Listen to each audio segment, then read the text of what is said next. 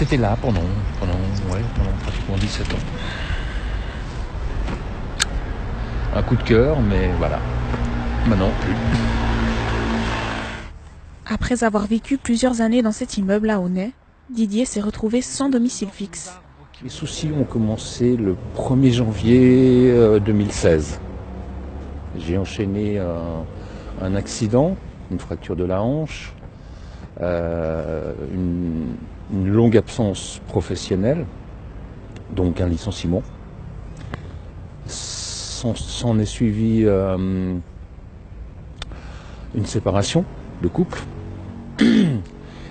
Et finalement, les ennuis financiers m'ont amené à perdre même mon loyer.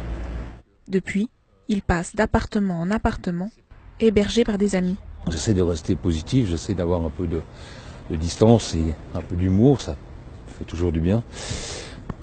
En tout cas pour moi. Et effectivement, je suis tombé sur des gens très positifs, très valorisants. Et ça aide beaucoup. Et parmi ces gens, il y a les membres de l'association Toit pour tous, dont Kim est la présidente. On voit tous les cas de figure, autant des personnes aisées qui pourraient penser ne jamais à vivre ce genre de situation. Personne n'est à l'abri. Aujourd'hui, toute personne peut se retrouver dans cette situation. Depuis près de 2 ans, l'association œuvre pour trouver des toits aux personnes dans la situation de Didier.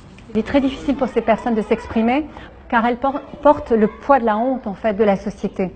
Donc on leur demande, on leur dit changez de posture, vous n'avez pas à avoir honte, au contraire parlez. Nous retrouvons Kim quelques kilomètres plus loin dans un café, en ville de Genève.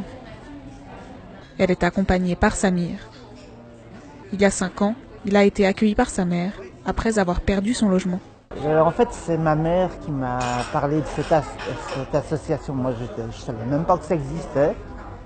Et puis après, j'ai contacté l'association et j'ai eu affaire à Kim. Sur une période d'1 an et demi, Toit pour tous a réussi à aider 7 personnes dans la situation de Didier ou de Samir à accéder au logement.